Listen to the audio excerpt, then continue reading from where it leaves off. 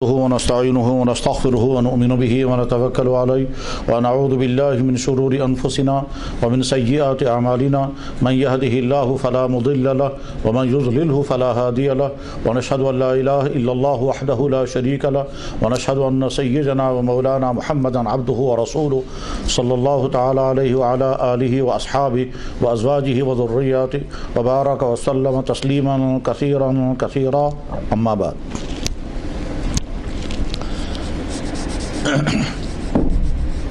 میرے بہت قابل احترام دینی بھائیوں اور دینی بہنوں،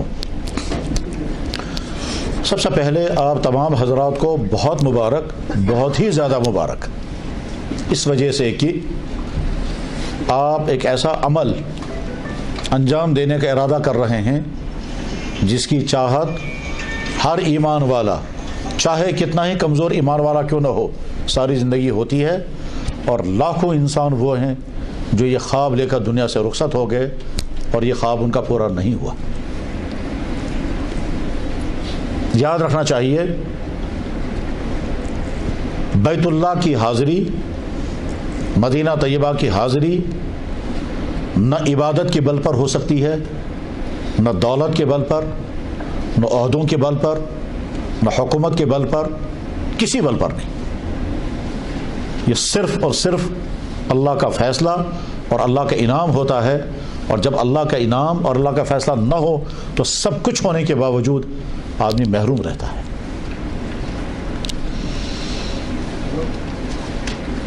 بر صغیر پر مغلوں نے 400 سال حکومت کی ہے، ایک مغل بادشاہ بھی حج نہیں کر سکا. اس میں اورنگزیب جیسا دیندار ذہن کا رکھنے والا آدمی بھی تھا. ممکن ہے آپ میں سے کچھ حضرات نے پڑھا ہوگا، پڑھے لکھے حضرات ہیں. اورنگزیب اپنے زمانے کے ولی تھا اور بہت بڑا عالم تھا، بہت ہی بڑا. یعنی یوں کہیے کہ اس زمانے میں اس نے اسلامی قانون تیار کرنے کے لیے جو کمیٹی بنائی تھی اس کا سربراہ وہ خود تھا. اور اس اسلامی قانون میں ساری زندگی کے مسائل ہیں، ان کو کہتے ہی ہیں فتاوی عالمگیری، اسی کے نام پر ہے وہ. اس میں سب کچھ ہے، یہاں تک کہ دفتروں میں رجسٹر کیسے رکھنے ہوتے ہیں اس پر بھی چپٹر ہے اس میں. تو اورنگزیب جیسا دیندار انسان بھی حج نہیں کر سکا. یہاں کشمیر میں ایک خاندان نے حکومت کی ہے 250 سال، ایک خاندان نے. اس خاندان کو کہتے تھے شاہ میری خاندان. اسی خاندان کا مشہور بادشاہ گزرا ہے سلطان زین العابدین بادشاہ، بوز متشنا بادشاہ صاحب چفنا کاشر بادشاہ صاحب. 51 سال اس شخص نے حکومت کی ہے. 51 ورین جب حکومت کرمز حج نصیب نہیں ہوا، کوئی رکاوٹ نہیں تھی. آج بھی دنیا میں بہت سربراہان مسلمان نصیب نہیں ہے. اسلامی شخصیات نے بہت مشہور شخصیت گزری ہے، علامہ اقبال لندن پڑھنے کے لیے جا سکے، 2.5 سال لندن گزارا. جرمنی میں رہے 5-7 مہینے یا سال بھر، وہاں ڈگری کی. فلسطین کانفرنس میں فلسطین گئے، مصر گئے، فرانس گئے، برگسان سے ملاقات ہوئی. برگسان اپنے زمانے کا بہت بڑا سب. حج نصیب نہیں ہوا. بہت شوق تھا، بہت چاہت تھی، بڑی طلب تھی، مسلسل آنسو بہاتے رہتے تھے، لیکن نہیں نصیب ہوا، نہیں نصیب ہوا، نہیں جا سکے. اور جب فلسطین گئے تھے تو ان کے دوستوں نے کہا ڈاکٹر صاحب فلسطین تک پہنچ چکے ہیں، یہاں سے ہم لاہور جانے کے بجائے ہم سیدھے کیوں نہ مدینہ جائیں.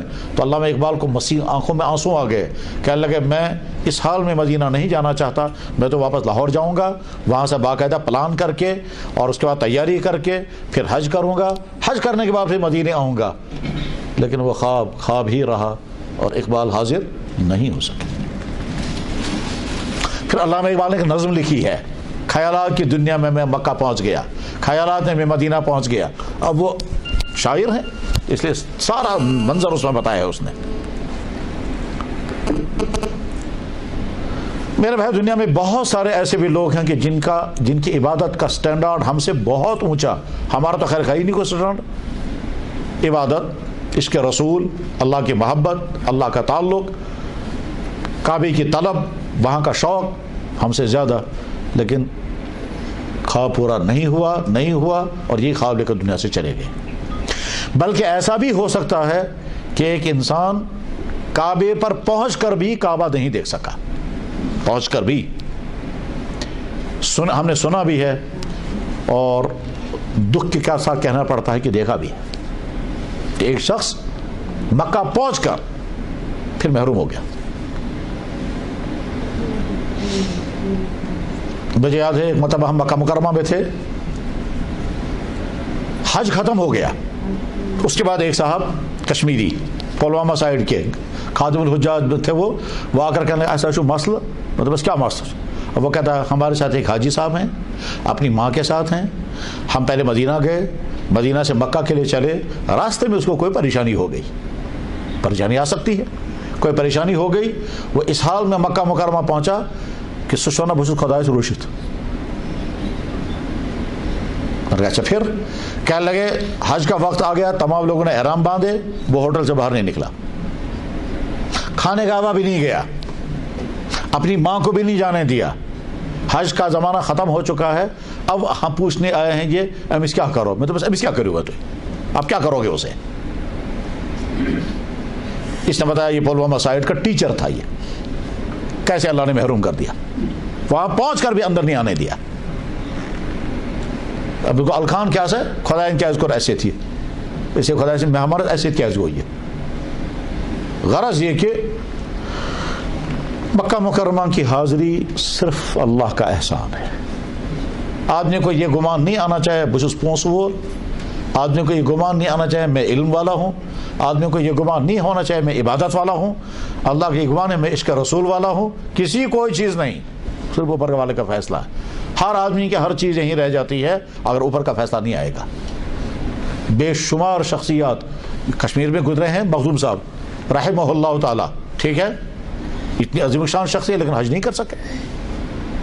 کیا کمی رہی ہوگی عشق رسول میں، کیا کمی رہی ہوگی ان کی عبادت میں، اور کیا کمی رہی ہوگی ان کے کمالات میں، لیکن نہیں تھا مکمل. کیا ہم یہ کہیں گے کہ ان کا شوق نہیں تھا؟ نہیں کہہ سکتے.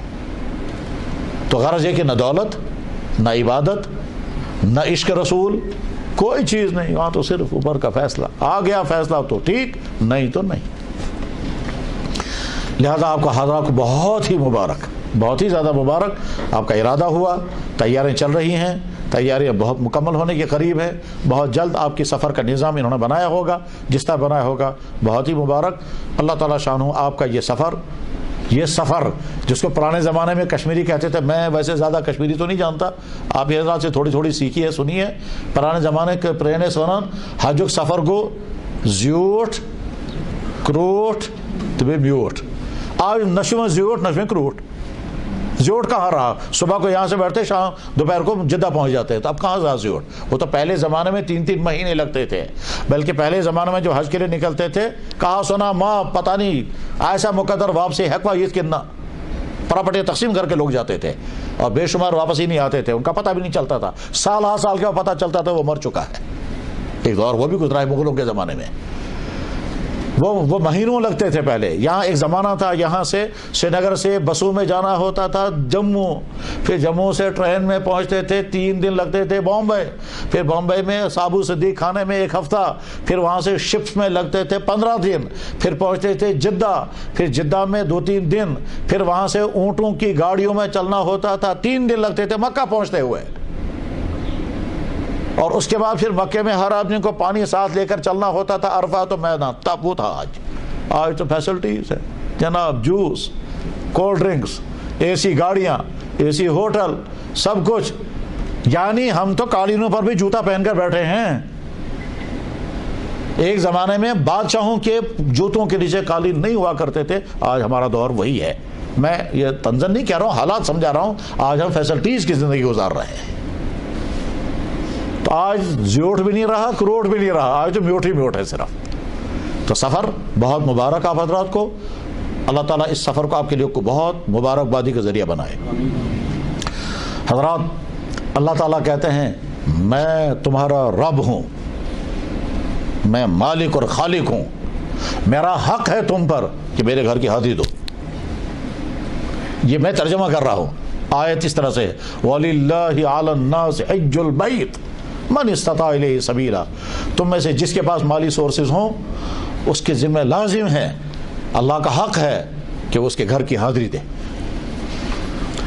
یہ تو اللہ حاکمانہ انداز ہے، اللہ حاکم ہے، کہنے کا حق ہے اللہ کو.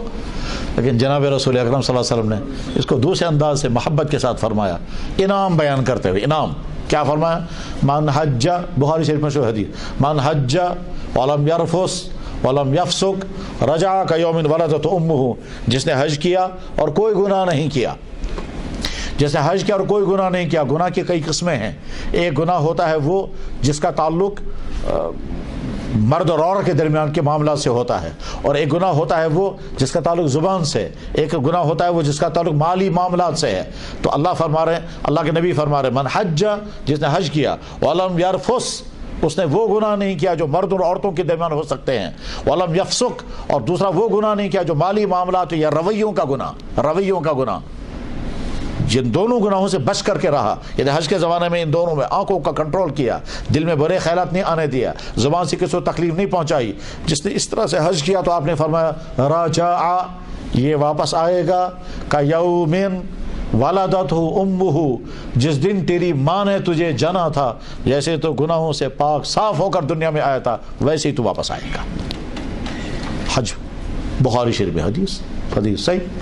اتنا بڑا انعام ملنے والا. ہم میں سے کون انسان ہوگا جو یہ کہے گا کہ میری زندگی میں کوئی گناہ ہوا ہی نہیں؟ ہماری حالت تو ہم کو معلوم، بہت کچھ بھول گیا ہوگا، کچھ یاد ہوگا. اس میں اپنے ساتھ، اپنے ماں باپ کے ساتھ، اپنی بیوی بچوں کے ساتھ، اپنے پڑوسوں کے ساتھ، اپنے رشتہ داروں کے ساتھ، اپنے کلیگوں کے ساتھ، افسر ہوگا کوئی تو ماتحتوں کے ساتھ، عوام کے ساتھ، دکاندار ہوگا تو کسٹمروں کے ساتھ. جو کچھ ہم سے ہوا ہے، بہت کچھ بھول گیا، کچھ تو یاد ہوگا. تو کیا فرما رہے ہیں؟ سب معاف. ہاں ایک بات ذہن میں رہنی چاہیے، اگر کسی کا مالی حق میرے ذمہ ہے تو مالی حق میں کھا کر کے پھر کہوں گا حج کر کے وہ معاف نہیں ہوگا، وہ تو دینا پڑے گا. تو بہت بڑا انعام ملنے والا ہے، بلکہ کہیے زندگی کا سب سے بڑا انعام. اور اس انعام میں ایک اور چیز بھی ہے، اور وہ یہ ہے، ساری زندگی ہم جس کو سنتے ہیں اور جس کو پڑھتے ہیں اور جس کو بولتے ہیں، مکہ، مدینہ، نبی، طواف، جب ہم پڑھتے ہیں سیرت تو ظاہر مکہ اور مدینہ آئے گا اس میں. جب ہم پڑھتے ہیں اللہ کا قانون تو مکہ مدینہ آتا ہے. تو جس کو ہم زندگی بھر پڑھتے رہے، بولتے رہے، سنتے رہے، اس کو اپنی آنکھوں سے دیکھیں گے. یہ ہے ہم جب پڑھتے یا سنتے ہیں ہمارے نبی مکے میں پیدا ہوئے، پھر 53 سال وہاں گزارے، پھر 10 سال مدینے میں گزارے، تو کس قدر دلاویز اور کس قدر ایمان افروز ہوگا وہ منظر اس ایمان والے کے لیے جب وہ کہے گا کہ آج میں خود اس مکے کو اپنی آنکھوں سے دیکھ رہا ہوں، جس مکے کو زندگی بھر میں بولتا رہا. میں اپنا ایک واقعہ سناتا ہوں. اپنے واقعات تو سنانے کی چیز نہیں ہوتی، لیکن یاد آ گیا تو موضوع، اس لیے ہم ایک مرتبہ مدینہ طیبہ میں حاضر تھے، تو ہمارے ساتھ کشمیری حضرات تھے. ایک آدمی بیمار ہو گیا تو لے گئے ہسپتال. حسن اتفاق سے ہسپتال میں ڈاکٹر صاحب یہیں شہر کے، اسی کشمیر کے ہیں، وہ آج بھی وہیں ہیں. یہیں سری نگر شہر کے ڈاکٹر ہیں، وہ مدینہ طیبہ میں اور آج بھی ہیں. تو گئے ہم وہاں. عربی میں اسپتال کو کہتے ہیں مستشفیٰ، انگریزی میں کہیں گے ہاسپٹل. ٹھیک، پرانے زمانے سے ہونا شفا خان، تو عربی میں اس کو کہتے ہیں مستشفیٰ. تو مستشفیٰ انصار وہاں مدینہ طیبہ میں، میں تو نہیں جانتا تھا، چلے گئے ہم وہاں. اچھا، جب پیشنٹ کو اندر لیا تو ڈاکٹر نے کہا آپ لوگ باہر بیٹھو. اب ہم بیٹھے ہیں وہاں، تو بیٹھے بیٹھے تنگ آ گئے تو میں باہر نکلا. سامنے ایک چھوٹی مسجد تھی، سامنے ایک چھوٹی سی مسجد تھی. تو میں نے پولیس والے سے پوچھا یہ کون سی مسجد ہے؟ تو اس نے کہا ہاں مسجد سجدہ، یہ مسجد سجدہ ہے. میرے بھائی جو ہی میں نے سنا تو میں دماغ میں بھونچال آ گیا، میں حیران ہو گیا. میں نے کہا یا اللہ، جس مسجد سجدہ کا تذکرہ پڑھا ہے، بولا ہے میں نے، مجھے نہیں معلوم تھا مسجد سجدہ یہی ہے. تو بے قرار ہو کر میں مسجد سجدہ چلا گیا اندر. یہ پڑھا تھا ہم نے. پڑھا کیا تھا کہ جناب رسول اللہ صلی اللہ علیہ وسلم ایک مرتبہ یہاں سے گزر رہے، حدیث میں ہے یہاں سے گزر رہے تھے. عبد الرحمن ابن عوف ایک صحابی ہیں، وہ حضور کے ساتھ تھے. یہ اس وقت ویران جگہ تھی، یا باغ ہوگا یا کھیت ہوگا، بہرحال کوئی آبادی وہاں تک نہیں تھی، کوئی کنسٹرکشن نہیں تھا، کوئی بلڈنگ نہیں تھی. اللہ کے نبی یہاں سے گزر رہے تھے، حضور اچانک رک گئے. عبد الرحمن کہتا ہے میں نے حضور کے چہرے کو دیکھا تو مجھے لگا کہ حضور پر وحی آنے لگی ہے. صحابہ کو اس کا تجربہ ہوتا رہتا تھا. جب اللہ کے نبی پر وحی نازل ہوتی تھی تو صحابہ دیکھتے تھے, محسوس کرتے تھے وحی آنے لگی ہے. حضور کے چہرے کا رنگ بدل جاتا تھا, کب کبھی تاری ہوتی تھی, پسینہ آنے لگتا تھا, تو صحابہ سمجھ جاتے تھے حضور پر وحی آ گئی ہے. عبد الرحمن سمجھ گئے کہ حضور پر وحی آنے لگی ہے, اور تو روزانہ کئی مرتبہ تجربے ہوتے تھے. یہ حضور کافی دیر اسی حالت میں رہے, پھر جب وہی ختم ہو جاتے تو نارمل ہو جاتے تھے حضور. جب حضور نارمل ہو جاتے تو فوراً سناتے تھے کیا آیا اللہ کی طرف سے حکم. یہ صحابہ کو روز تجربے ہوتے رہتے تھے. درمیان میں یہ بات بھی یاد رکھ لیں کہ کسی نبی پر ساری زندگی میں 100 سے زیادہ مرتبہ وحی نہیں آئی ہے. اچھی طرح سنیں, کسی نبی پر 100 مرتبہ سے زیادہ ساری زندگی میں وحی نازل, کسی پر 10 مرتبہ, کسی پر 30 مرتبہ, کسی پر 40 مرتبہ, 100 سے زیادہ کسی نبی پر نہیں ہے. ٹھیک ہے, لیکن جناب رسول اکرم صلی اللہ علیہ وسلم پر 24,000 مرتبہ وحی آئی ہے. اس سے اندازہ کر سکتے ہیں کہ محمد رسول کا مقام کیا ہے. حضرت نوح علیہ السلام کی 950 سال زندگی گزری ہے نبی ہونے کی, اور ہمارے نبی کی صرف 23 سال. 950 سال میں وحی آئی ہے 10 مرتبہ, اور 23 سال کی زندگی میں وحی آئی 24,000 مرتبہ. یہ میں نے خود پڑھا ہے, تب میں بول رہا ہوں. تب عبد الرحمن کہتے ہیں کہ میں نے دیکھا حضور پر وحی آئی ہے. جب وحی کا کیفیت ختم ہو گئے تو حضور نے فوراً اللہ اکبر نماز کی نیت باندھ دی. عبد الرحمن کہتے ہیں کہ میں سوچتا رہا شاید اللہ نے کوئی حکم دیا ہوگا, اس لیے حضور نے نماز شروع کر دی, حالانکہ نماز پڑھنے کی جگہ نہیں تھی, نماز پڑھنے کا وقت بھی نہیں تھا. حضور نبی علیہ السلام نے جب نماز یہاں پڑھی تو سجدہ بہت لمبا کیا, بہت لمبا. ہمارے آج کے عالموں میں سے ایک عالم ہے, بہت بڑے عالم ہے, وہ نام آپ نے خوب سنا ہوگا ان کا. اس عالم کا کہنا یہ ہے کہ میرا اندازہ یہ ہے کہ اللہ کے نبی نے یہ سجدہ 2.5-3 گھنٹے کا کیا ہے, یوز جوٹ سجدے. خیر جب حضور صلی اللہ علیہ وسلم سر مبارک اوپر اٹھانے کے بعد پھر حضرت عبد الرحمن کہتے ہیں مجھے بار بار خیال آنے لگا کہ شاید حضور دنیا سے رخصت ہو چکے ہیں, شاید اللہ نے وحی بھیجی آپ واپس آ جاؤ.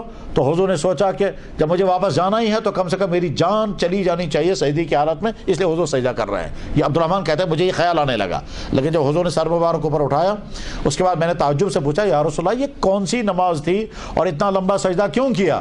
تو اللہ کے نبی علیہ السلام نے جواب میں فرمایا عبد الرحمن جب ہم یہاں سے گزر رہے تھے حضرت جبریل آئے اور انہوں نے کہا کہ یا رسول اللہ کی طرف سے آپ کو سلام بھیجا گیا ہے, اور بعد سلام یہ فرمایا گیا کہ اللہ یہ فرماتے ہیں کہ جو ایمان والا آپ پر 1 مرتبہ درود پڑھے گا میں اس پر 10 رحمتیں نازل کروں گا. تو مجھے اتنی خوشی ہوئی اس پر کہ میری امتی کو اتنا بڑا انعام ملنے والا ہے. اس خوشی میں نے یہ نماز پڑھی ہے اور اس خوشی میں نے اتنا بڑا سجدہ کیا ہے. یہ ہم نے پڑھا تھا کتابوں میں, ٹھیک, یہ بھی پڑھا تھا. اس جگہ مسجد بنائی گئی اور اس مسجد کا نام رکھا گیا مسجد سجدہ. اب جب مسجد میں گئے تو آدمی کو خیال آئے گا نا یہی وہ جگہ ہے. تو میرے بھائی ہم سب کمزور ایمان والے ہیں, اس میں کوئی شک نہیں ہے, لیکن جب میں اندر گیا اور مجھے خیال آنے لگا کہ اسی جگہ اللہ کے نبی سب کھڑے ہوئے ہوں, اسی جگہ اللہ کے نبی کھڑے ہوئے ہوں گے, اسی جگہ وہ سجدہ کیا ہوگا, اور اتنا 2.5-3 گھنٹے کا سجدہ, اور ہم جیسے انسان یہاں اس وقت کھڑے ہیں. تو ایمان والا جب یہ واقعہ سنتا اور دیکھتا ہے, اور وہاں جب آپ دیکھیں گے میں اس وقت اس مسجد میں ہوں جس مسجد میں میرے نبی نے 10 سال نماز پڑھائی ہے, میں اس وقت وہاں ہوں, ہو سکتا ہے جہاں میرا سر ہے وہاں کبھی اللہ کے نبی چلے ہوں گے اور پاؤں یہاں پڑا ہوگا. اس کا نتیجہ کیا ہوتا ہے؟ ایمانی کیفیت بڑھ جاتی ہے.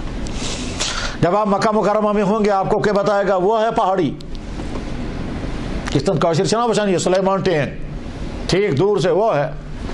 اسی طرح سے کوئی دکھائے گا وہ ہے پہاڑی, یہ پہاڑی وہ ہے جس کے اوپر غار ہرا ہے. اسی غار ہرا میں ہمارے نبی 4-5 سال تک رہے, اور حضرت خدیجہ کھانا لے کر جاتی تھی. کھانا کیا؟ 70 کھجوریں پہنچا کے آتی تھی, اور حضور وہاں کئی دن رہتے تھے. اتفاق کے بعد میں کل حدیث پڑھائی یہ سبق, کل میں نے غار ہرا کا بیان پڑھایا بخاری شریف میں. تو اسی غار ہرا کے جواب دوسرے کے یہی ہے وہ پہاڑ, اسی پہاڑ کے اندر وہ غار ہے جس غار کے اندر پہلی وحی نازل ہوئی ہے, اقرأ بسم ربک الذی خلق. یہی وہ پہاڑ ہے جس کا اندر وہ غاف و گف وہ گاؤں ہے جس گوف کے اندر اللہ کے نبی علیہ السلام سال وہاں گزارا ہے، کئی دن، ہفتے بھر، 15 دن، پھر واپس آتے تھے، پھر وہاں نہا کر کے پھر واپس تشریف لے جاتے تھے، پانی خطو لے کر جاتے تھے، وہیں بیٹھ کر عبادت کرتے تھے جہاں تک کہ پہلی وحی نازل ہو گئی۔ اللہ اکبر۔ میرے بھائی ایک دفعہ ہم وہاں حاضر ہوئے تو مجھے یاد آتا ہے، آپ مان لیں جیسے یہ ٹیبل ہے، اس ٹیبل کے نیچے خالی ہے، تو آپ ایسے مان لیں یہ اوپر یہ چٹان ہے، یہ چٹان کے نیچے اندر غار خالی ہے، نیچے جب آدمی بیٹھے گا تو سامنے نظر آئے گا۔ سیم اسی طرح سے جب اس غار ہرا کے اندر آدمی بیٹھتا ہے تو سامنے خانہ کعبہ پہ نظر پڑتی ہے، آج نہیں پڑتی، اب سامنے بلڈنگیں آ گئی ہیں۔ تو مجھے یاد آتا ہے کہ جب اس پتھر پر میں بیٹھا اور ہم رات کو گئے تو صبح کی نماز کا وقت ہو گیا، تو ہم نے سوچا آپ تو نماز پڑھیں گے۔ میرے بھائی جب اس پتھر پر ہم نے نماز پڑھنے کا ارادہ کیا تو مجھے ایک دم خیال آیا کہ اس غار کے اندر اقرا بسم ربک الذی خلق نازل ہوئی ہے، آج فجر کی نماز میں ہم وہی سورت پڑھیں گے۔ تو جب اس سورت کو پڑھ رہے تھے ہم نماز کے اندر اور خیال آ رہا تھا اس غار کے نیچے اللہ کے نبی بیٹھے تھے اور یہ وہی نازل ہوئی تھی، آپ اندازہ کریں کیا کیفیت رہی ہوگی۔ زندگی میں کبھی نماز میں اتنا لطف نہیں آیا جتنا اس وقت اس نماز کا آیا۔ آپ اسی مکہ اور مدینہ جائیں گے، بہت مبارک آپ کو۔ حضرات زیادہ لمبی بات نہیں کر سکتے، میں مختصراً عرض کرتا ہوں، دنیا مز کہت عبادت ہیکو کن جائے تہ کرت، کہہ عبادت کن جائے ہیکو کرت، نماز، روز، تلاوت، قربانی، صدقہ، خیرات، سب کچھ ہر جگہ کر سکتے ہیں، لیکن 3 عبادتیں ایسی ہیں وہ کہیں نہیں کر سکتے، وہ کعبے میں ہی ہیں، ایک حج، ایک عمرہ اور ایک طواف، یہ اور کہیں نہیں ہوگی۔ باقی تمام عبادتیں دنیا میں ہر جگہ ہو سکتی ہیں، ہاں ہر جگہ تو ہو سکتی ہیں مگر سٹیٹس درجہ نہیں ہوگا، وہ درجہ وہاں جو ہے کعبے میں ایک نماز پڑھنے پر کتنا ثواب، 1,00,000 نمازوں کا، مدینہ میں ایک نماز پڑھنے پر کتنا ثواب، 1,000 نمازوں کا یا 50,000 نمازوں کا، 2 حدیثیں ہیں۔ ایک حدیث میں ہے مدینہ شریف میں ایک نماز ادا کرنا ثواب 1,000 نمازیں، ایک حدیث میں ہے مدینہ شریف میں ایک نماز پڑھنے پر ثواب 50,000 نمازوں کے برابر، 2 حدیثیں۔ کھانے کعبہ کے مطابق تو ایک ہی حدیث ہے، کلیئر کٹ، 1,00,000 نمازوں کا ثواب۔ اس کا مطلب اگر ہم نے ایک جمعہ وہاں پڑھا، 1,00,000 جمعہ، اللہ اکبر، اللہ اکبر۔ ظاہر سی بات ہے اگر ہم زندگی کے حساب لگائیں گے، بہت لمبی عمر اگر ہوگی، 80-90 سال ہوگی، تو 1,00,000 جمعہ تو پھر بھی نہیں پڑھ سکیں گے۔ ٹھیک، مکہ اور مدینہ جانا ایمان کی زیادتی کا ذریعہ بھی ہے، عبادت کی قبولیت کا ذریعہ بھی ہے، دعاؤں کے قبول ہونے کی جگہ بھی ہے، اور دعاؤں کے قبول ہونے، اللہ اکبر۔ حضرت عبداللہ بن عباس رضی اللہ تعالیٰ عنہ خانہ کعبہ کے اس کونے کے ساتھ چمٹے ہوئے دعا کر رہے تھے جس جگہ کو کہتے ہیں ملتزم۔ ملتزم کو خانہ کعبہ کے دروازے اور حجر اسود کے درمیان کا پورشن، تاچانا ملتزم، اس ملتزم میں پکڑے ہوئے دعائیں کر رہے تھے۔ جب واپس نکلے تو آنسو گر رہے تھے، تو ان کے شاگرد نے پوچھا نہیں، عبداللہ بن عباس نے خود ہی فرمایا، اس جگہ میں نے اللہ کے نبی کو دعا کرتے دیکھا، جب حضور واپس مڑے تھے تو ان کی آنکھوں سے بھی آنسو گر رہے تھے، عبداللہ بن عباس کی آنکھوں سے آنسو گر رہے تھے۔ پھر عبداللہ بن عباس کے شاگرد ہیں وہ بھی وہاں، پھر عبداللہ بن عباس نے کہا اس جگہ جو دعا کی جائے گی وہ فوراً قبول ہوتی ہے۔ پھر عبداللہ بن عباس نے کہا میری دعا یہاں قبول ہوئی ہے، ان کے شاگرد نے کہا میری دعا بھی قبول ہوئی ہے، ان کے شاگرد نے کہا میری دعا بھی قبول ہوئی ہے، ان کے شاگرد نے کہا میری دعا بھی قبول ہوئی ہے، یہاں تک کہ آج تک اس حدیث کو جو بھی بیان کرتا ہے وہ کہتا ہے کہ میں نے بھی وہاں دعا کی، میری بھی قبول ہوئی۔ مجھے اپنا یاد ہے ایک خاتون کے بارے میں طے تھا، کہتے تھے اس کا بچہ ہوگا ہی نہیں، اچھی طرح یاد ہے، ملتزم پر دعا کہ یا اللہ ڈاکٹر کہہ رہے ہیں بچہ نہیں ہوگا، سسٹم بچی کا شاید ایسا ہے کہ شاید سے بچہ نہیں ہوگا، مگر سسٹم تو آپ کے ہاتھ میں ہے، آپ چینج کرتے ہیں اس کا سسٹم، بچہ کیوں نہیں ملے؟ آج اس کے 3 بچے ہیں۔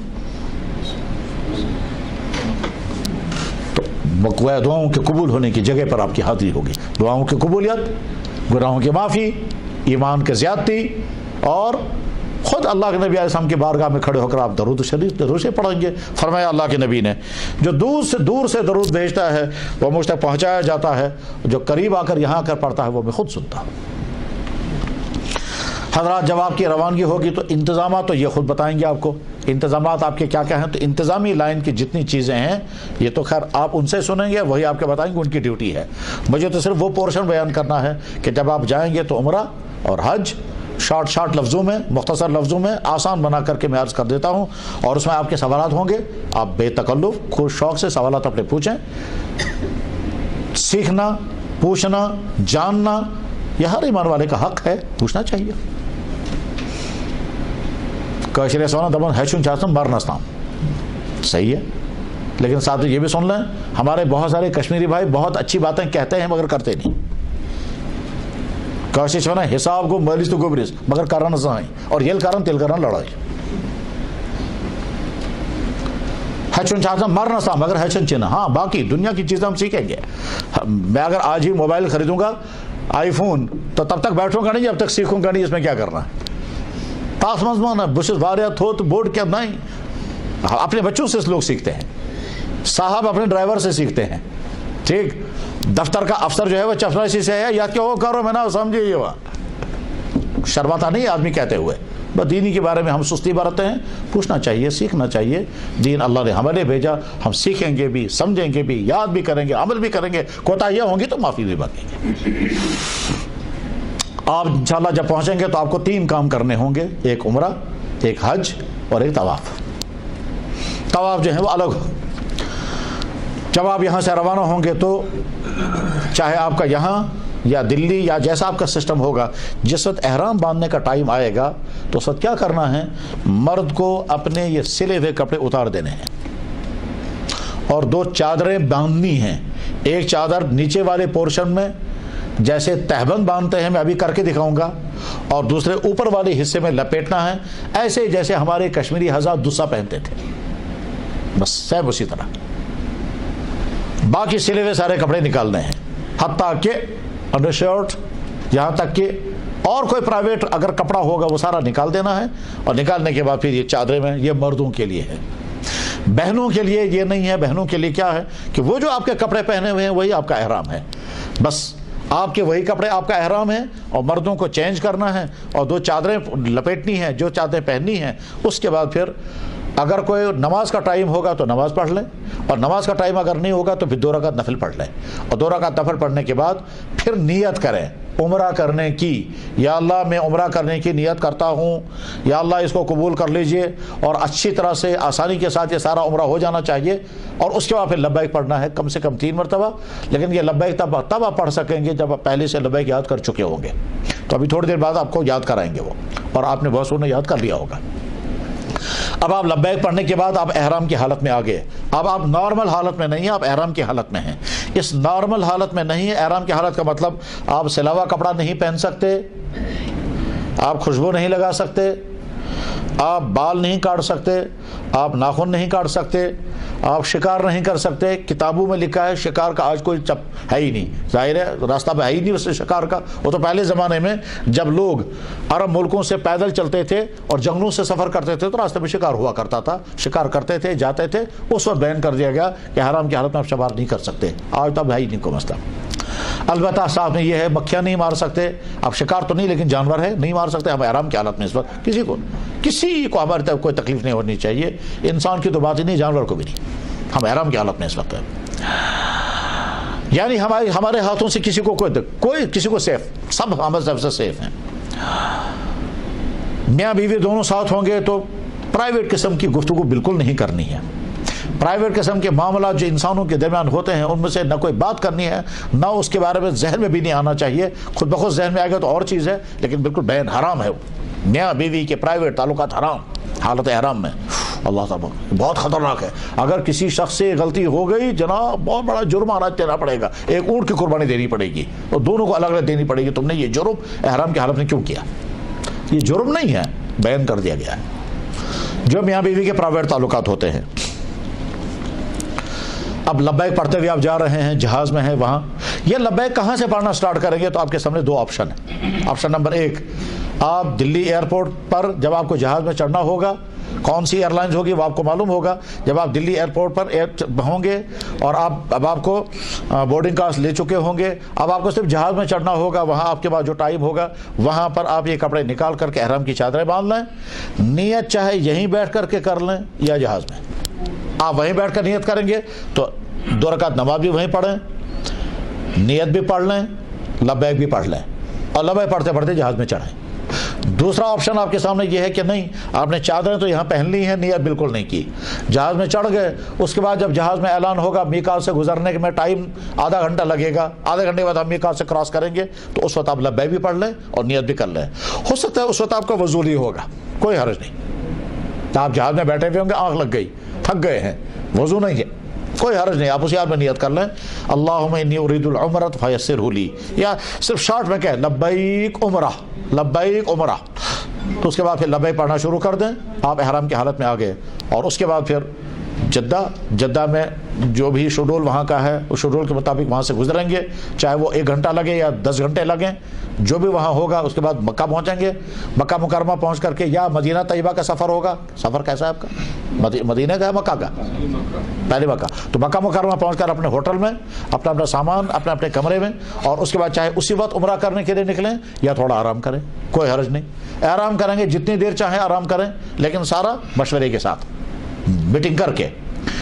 لوگ تھکے ہوئے ہوتے ہیں, کیونکہ آج کے زمانے میں اگرچہ لوگ جہاز میں سفر کرتے ہیں, مگر پہلے زمانے میں پیدل چل کر کے جتنا تھکتے تھے آج جہاز میں اتنا ہی تھکتے ہیں. وہ بالکل ایگزاسٹ ہو چکے ہوتے تھے چل کر, آج جہاز سے چل کر کے جب جاتے ہیں تو اتنے تھکے ہوئے ہوتے ہیں. آرام کر لیں. اس کے بعد جب آپ عمرہ کرنے کے لیے نکلیں گے تو کیا ہوگا, زبان پر لبیک, سامان آپ کا ہوٹل میں ہے, آپ کے ہاتھ میں صرف موبائل ہوگا, اور اس کے علاوہ تھوڑے سے کچھ پیسے ریال رکھے ہوں گے, بس. اس کے علاوہ اور کیا آپ کچھ نہیں ہے. جب آپ احرام باندھیں گے تو احرام باندھنے کا طریقہ میں الگ سے بتاؤں گا انشاءاللہ.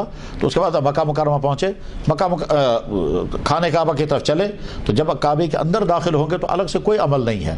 جو مسجد میں داخل ہونے کا عمل ہوتا ہے, بسم اللہ والسلام علی رسول اللہ, بسم اللہ والسلام علی رسول اللہ. آسان لفظ میں کہیے, گونڈ پوری بسم اللہ الرحمن الرحیم, پت پر جو درود شریف, ام پت پریو سے اللہ مفتح لی ابواب رحمتک, بہتر چیز بسم اللہ, درود شریف, اللہ مفتح لی ابواب رحمتک. مردوں کے بھی یہی ہے, خواتین بہنوں کے لیے بھی یہی ہے. اندر جب داخل ہو گئے, اچھا یہ دعا اگر بھول گئے, یاد نہیں تھی, کوئی گناہ نہیں. آپ اندر چلتے رہیں گے یہاں تک کہ کعبہ شریف پر جب نظر پڑے گی, جہاں نظر پڑے گی وہیں رک جائیں, لیکن سائڈ پر. جہاں سے آپ چل رہے ہیں وہاں نہیں, کیونکہ جہاں سے چل رہے ہیں وہاں اگر رک جائیں گے تو وہاں سیکورٹی والے یا انتظام کرنے والے آپ کو ہٹا دیں گے اور کہیں گے آگے نکل جاؤ, یہاں راستے میں کھڑے مت ہو, کیونکہ وہاں تو ہجوم آ رہا ہوگا پیچھے سے. تو ہم سائڈ پر کھڑے ہو کر کے خانہ کعبہ کے پر نگاہیں رکھ کر کے خوب دیر, جتنی دیر ہو سکے دعائیں کریں. اس ٹائم دعائیں فوراً قبول ہوتی ہیں. پہلی نگاہ کعبے پر پڑے تو دعائیں فوراً قبول ہوتی ہیں. اور کہیں کہیں کتابوں میں یہ بھی لکھا ہوا کہ اس کو دعا کرنی چاہیے, یا اللہ اس پورے حج میں مجھے بہت ساری دعائیں کرنی ہیں, توفیق ملے گی, ان تمام دعاؤں کے قبول ہونے کا فیصلہ بس اسی وقت کر دیجئے. یا اللہ پرمیشن تھا تم ان جم تے دعا اس حاجت میں کر تم کے سارے کو بس. اس کے بعد پھر آگے, اور اگر طویل دعا کر سکے تو بہت اچھا. ویسے یہ بات ذہن میں رکھیں, جو بھی آپ سے ملے گا وہ ضرور کہے گا ایسے کر جو دعا, ہمارے لیے بھی دعائیں کرنا. یہ تو ہے, یہ ہمارا کمال نہیں ہے, یہ اس جگہ کا اثر ہے کہ جناب والا آپ دنیا بھر کے کہیں کا بھی سفر کریں, کوئی نہیں کہے گا ہمارے لیے دعا کرو, چاہے آپ نیو یارک جائیں, واشنگٹن جائیں, ماسکو جائیں یا کہیں اور جائیں, کوئی نہیں. لیکن جو ہی آپ کا یہ پتہ چل گیا حج کرنے عمرہ کے لیے جا رہے ہیں تو ہر ایک آپ کے ساتھ محبت سے ملے گا. دون ہے میں وہ تجھو حاجس, میں وہ تجھو عمرہ, ایسے کر جو دعا. آدمی وہاں سوچتا ہے یہ میرا, میں تو ابھی کچھ کیا ہی نہیں. یہ تو اس جگہ کا اثر ہے کہ جو ہی اس کے وہاں جانے کا ارادہ کیا میرا سٹیٹس ہی بدل گیا. حتیٰ کہ میں نے دیکھا, تعجب ہوا کہ آفس میں ہم گئے, بڑے تیز مزاج قسم کے افسر, چپراسی, تو افسر سے کہتا ہے میں تو سچی قسم عمرہ, میں وہ سچی قسم عمرہ کرنے آناس ہے میں کر دیتا ہے خارا. میں حیران ہو کر سوچا رہا, میں نے کہا وہاں تو ہے یہ افسر, اور ہے افسر, مر اس کے سامنے کہتے ہیں میں خریدا ہے خارا. یہی ہے, یہ اس جگہ کا اثر ہے. ورنہ ہم من آنم کے مند, ہم جانتے ہیں ہم کیا ہے. بہر بھائی, کعبے کے اندر آپ پہنچ گئے. اب آپ کو عمرہ کرنا ہے. عمرہ نام ہے 5 کاموں کا. نمبر 1 طواف، نمبر 2 2 رکعت نماز، نمبر 3 زمزم پینا، نمبر 4 صفا مروہ چلنا، نمبر 5 بال کاٹنا. 5 طواف، زرکت نماز، زمزم تریشن، صفا مروہ، مسکاسن مردن، کٹ کرن مستوراتن. یہ 5 کا طواف، زرکت نماز، زمزم شرب ڈرنکنگ واٹر شمزم، اور صفا مروہ. یہی عمرہ ہے. یہ نہیں آنسا ذہن میں ہے کت روز یاد کت ہیکو کر کیوتا کی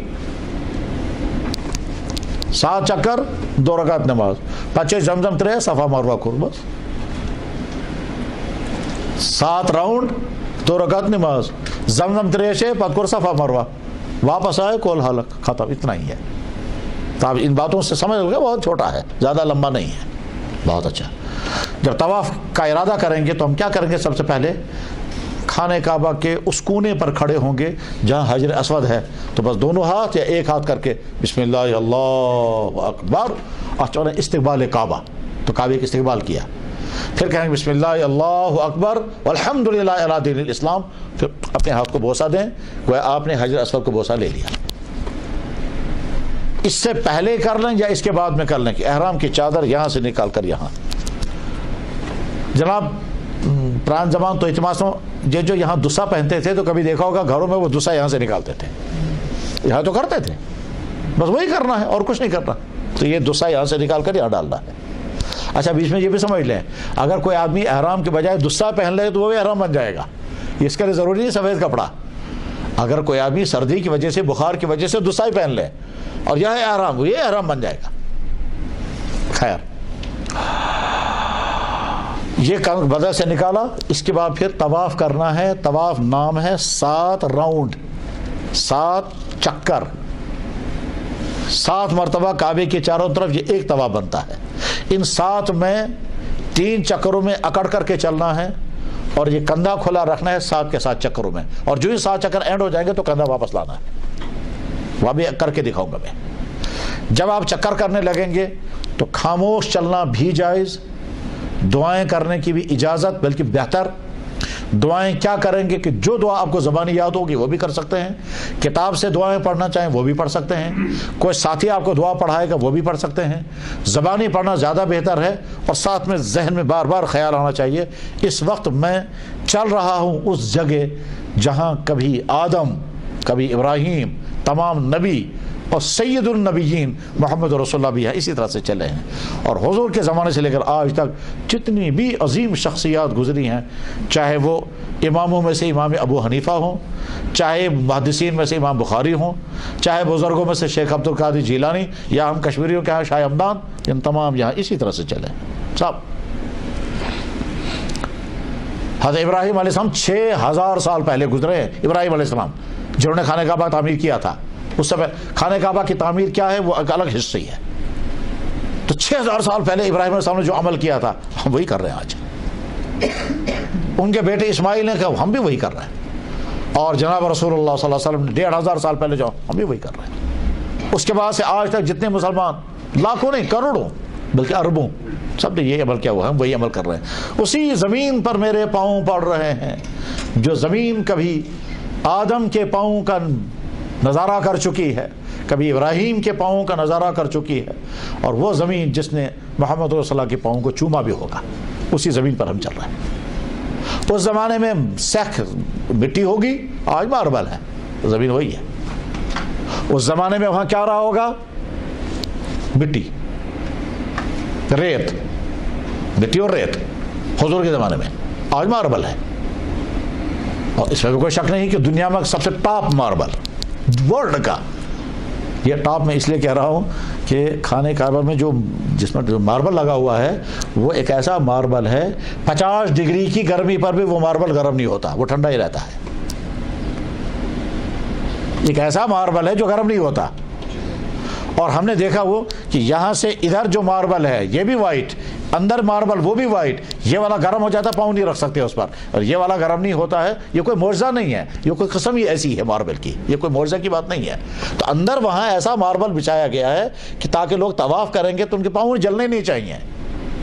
اس لیے 50 ڈگری کی گرمیاں ہوں گی، اوپر سے دھوپ لگ رہی ہوگی، نیچے سے ماربل ٹھنڈا ہوگا. وہ والا ماربل ہے وہاں. تو اللہ کے نبی علیہ السلام کے زمانے میں تو ریت رہی ہے، آج ماربل ہے جگہ مگر وہی ہے. تو اسی جگہ پر آپ طواف کر رہے ہیں. 7 راؤنڈ، پہلے 3 راؤنڈوں میں اکڑ کر چلنا ہے. کندھا 7 کے 7 راؤنڈ میں کھلا رہے گا. ہر راؤنڈ اینڈ ہونے پر حجر اسود کی طرف دونوں ہاتھ کر کے پھر بوسہ لینا ہے. دونوں ہاتھ کریں یا ایک ہاتھ کریں. اور دعائیں کچھ نہیں تو ربنا آتنا فی الدنیا حسنہ دعا یاد ہوگی، وہ ضرور دعا پڑھنی چاہیے، خاص طور پر حجر اسود کے قریب آتے آتے یہی دعا پڑھنی چاہیے، ربنا آتنا فی الدنیا حسنہ وفی الآخرۃ حسنۃ وقنا عذاب النار. اور یہ جب 7 چکر آپ کے پورے ہو جائیں گے پھر کہیں پر بھی 2 رکعت نماز پڑھ لیں. زیادہ بہتر یہ ہے کہ مقام ابراہیم پر پڑھ لیں. پڑھ لگیں گے تو اور زیادہ ثواب ہوگا. وہاں نہ پڑھ سکیں تو کہیں پر بھی 2 رکعت نماز پڑھ کے خوب دعا کریں. اور دعا کرنے کے بعد پھر زمزم کا پانی پینا سنت ہے اس وقت، کیونکہ اللہ کے نبی ایسا اس وقت زمزم کا پانی پیا تھا. تو زمزم کا پانی پئیں، خوب پئیں اور پیٹ بھر کر کے.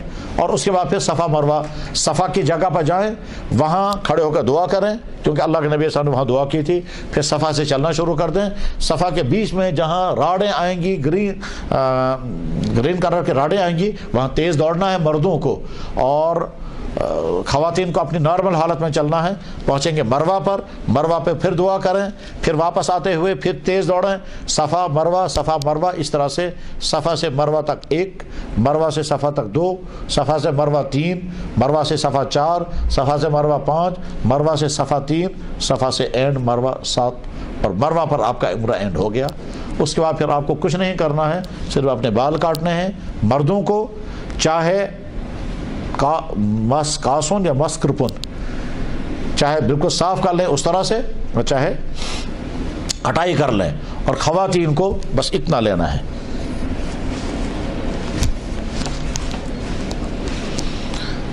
یعنی خواتین جو ہے وہ اپنے بال ایسے بچھائیں گے پیچھے، پھر ایک دوسرے کو کر سکتی، بس شرط ہے، یہ حکم ہے. آپ کا عمرہ ختم ہو گیا. عمرہ ختم ہونے کے بعد اب آپ نارمل حالت میں وہاں رہیں گے مکہ مکرمہ میں. بس زیادہ سے زیادہ طواف کریں، زیادہ سے زیادہ نمازیں پڑھیں، دعائیں کریں. کچھ نہیں کر سکیں گے تو صرف خانہ کعبہ کو دیکھتے رہیں. دنیا میں صرف کعبہ شریف ایسی جگہ ہے جس کو دیکھنا بھی عبادت ہے. بسم اللہ الرحمن الرحیم.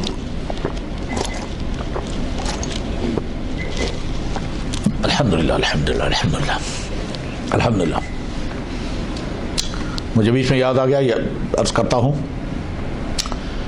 پانی مل جائے یہ نعمت، پی سکیں یہ دوسری نعمت. یہاں تک تو سب لوگ جانتے ہیں. اس سے آگے دیکھیے، پانی پینے کے بعد پیاس بجھ جائے، پیاس بجھ جائے، یہ تیسری نعمت ہے. کیونکہ ایسا بھی ہو سکتا ہے کہ پانی پینے کے باوجود پیاس نہیں بجھے گی. میں ایک ایسے بیمار کو جانتا ہوں جس کی وفات ہو گئی ہے کہ 10 بالٹین پانی کے پینے کے باوجود بھی پیاس نہیں بجھتی تھی. ایک بیماری ہے یہ. 10 بالٹین تریش چن باوجود چھن تریش مکتا جو تمام آپ برت تریش جی. تو میں جب اس کو خبری، جب میں گیا مزاج پرسی کے لیے، میں تو سے اللہ تعالیٰ پر کو بھروسہ تھا، وہ دعا کرو چت کر دعا اللہ تعالیٰ کری شفا. کہتا ہے سوری صحیح مگر کون چاہو تمہیں تریش.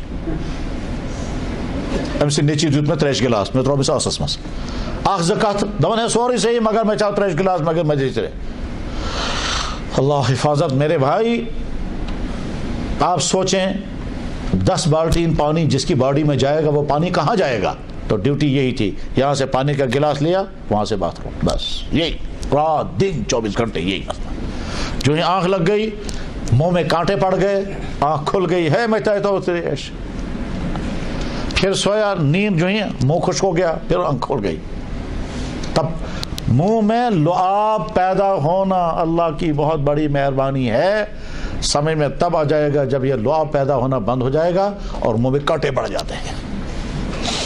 انسان کی خامیوں میں سے ایک بڑی خامی یہ ہے کہ نعمت کا وہ احساس نہیں کرتا ہے، جب نعمت چھن جاتی ہے تب پتہ چلتا ہے. ایک اشاق میں نے کہا کیا حال دپان اس چیز تو داری چھ سنان سو چیز پید کرنے خاطر میں رتس 10-15 ساس خرچ کریں میں دپس یار مے آو سمجھ دپان اس چیز تو داری چھ سنان سو چیز پید کرنے خاطر چھس بہ 10-15 ساس رتس خرچ کر میں دپان یار میری سمجھ میں نہیں آیا کہنے لگا تھوک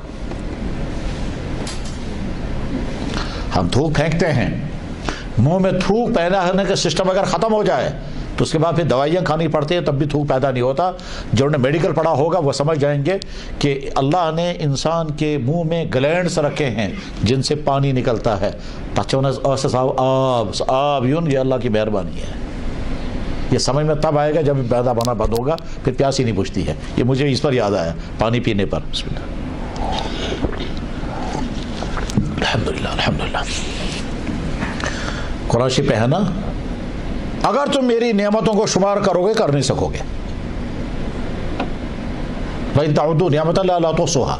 میں نے ایک بھائی سے پوچھا یہی شہر کے ہیں وہ میرے جاننے والوں میں ہیں آپ میں سے بھی کچھ لوگ جانتے ہیں ان کو. میں نے پوچھا کیا حال ہے تو کیا کہا اس نے اللہ کی نعمت کی ناشکری کی سزا بھگت رہا ہو. اللہ کی نعمت کی ناشکری کی سزا بھگت رہا ہو. میں نے کہا کیا ہوا کہنے لگے پیشاب بند ہو گیا پائپیں لگی ہیں. زندگی بھر پیشاب کرتے رہے کبھی شکر نہیں پڑا اب جب پائپیں لگ گئی اب پریشان ہیں. میں نے کہا اللہ تعالیٰ شفا عطا کرے. کچھ دن بعد میں نے سنا پائپیں کھل گئی تو میں نے کہا اب کیا حال ہے تو پھر حسین وہی جملہ بولا اللہ کی نعمت کی ناشکری کی سزا بھگت رہا ہوں. میں تو بس یار میں وہ پائپیں چکائی مس دبنا تمہیں چکائی مس میں تو وہیں کیا تیر مسئلہ دبن پیشاب ان کنٹرول ہو گیا.